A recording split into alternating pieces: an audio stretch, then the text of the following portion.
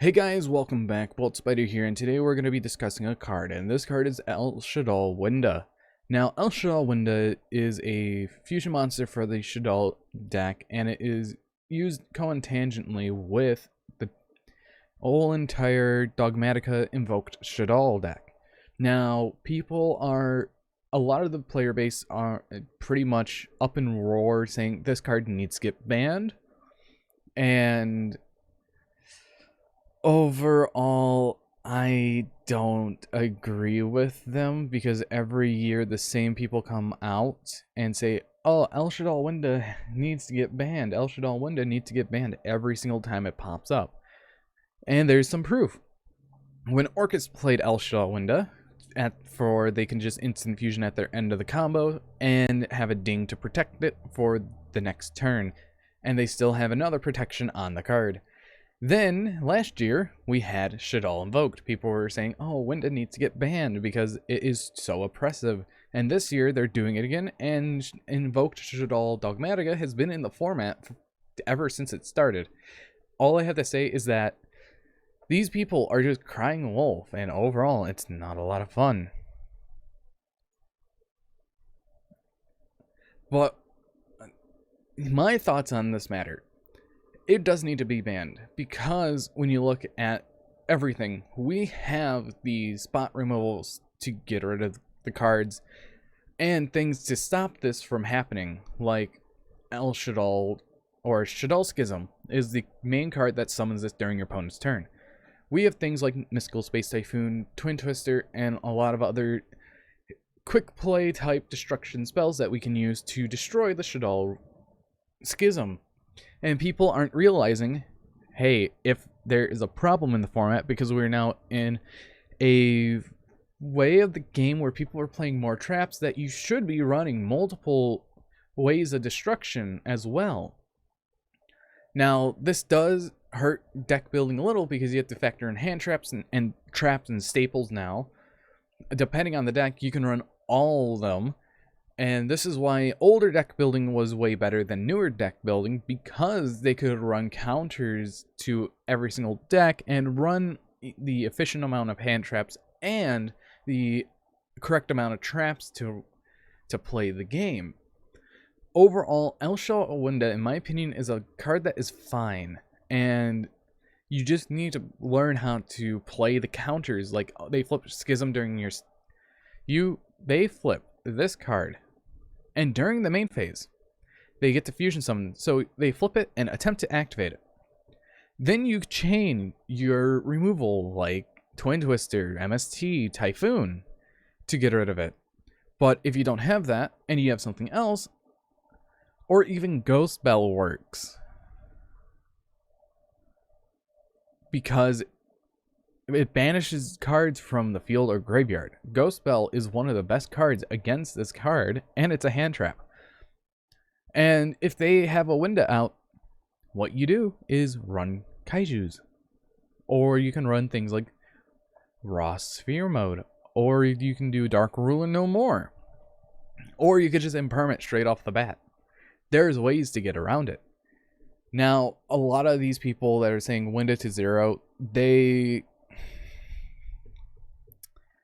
need to sit down and think, like, hey, let's look at my deck and see what I could change about it. Because I have decks that are like that. It's like, oh, let me see what I could change about it. And when I do change it, it makes it feel better. A lot of cards like this definitely need to be considered in the current format, because people aren't thinking, they're just jumping to conclusions. Like, do we have the outs? Can we maximize the outs? Do we want to side the outs? Like, at one of the previous remote duels, I went up against the invoked Dogmatica Shaddoll deck. I summoned Darksmorg, and they couldn't do anything because there's nothing you can do against the Darksmorg because they need to set cards to do stuff. And overall, that is a very oppressive thing. And they were low on resources because I outgrinded them. So that is one thing you have to consider, because they have things like Shaddoll Schism, they have to set it. Darksmorg counters that. Shaddoll Fusion, if they want to do stuff on your turn, they need to set it. Or any of their Shaddoll monsters, they need to set, but Darksmoor counters that because Tri-Brigade can do that.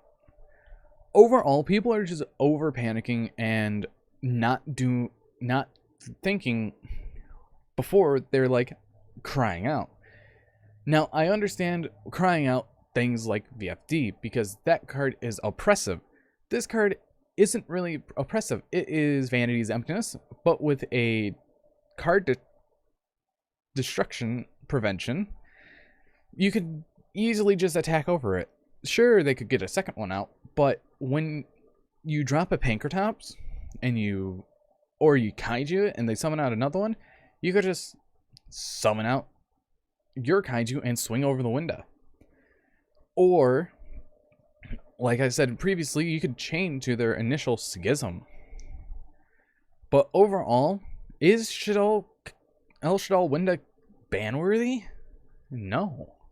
Is it worthy to get a hit on the list? No, not at all. The cards that I see from this deck getting hit instead are like Magical Meltdown and maybe Nadir Servant to 2. Magical Meltdown to 1, but Nadir Servant to 2. Because Konami still needs to sell the Megatins.